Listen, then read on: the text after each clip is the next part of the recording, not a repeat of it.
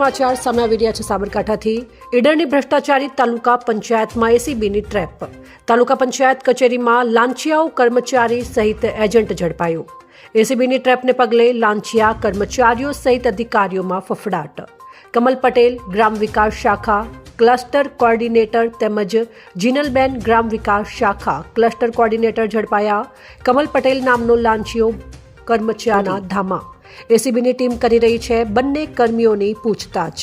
તાલુકા પંચાયતમાં અરજદારો સહિત કર્મચારીઓ અધિકારીઓમાં ફફડાટ। સાબરકાંઠા ન્યૂઝ 24 ને સબસ્ક્રાઇબ કરી લાઇક કરવાનું ભૂલશો નહીં, જેથી આવનારા સમયમાં ઝડપથી આપના સુધી સમાચાર પ્રાપ્ત થઈ શકે। રિપોર્ટર સોએબ સૈયદ, સાબરકાંઠા।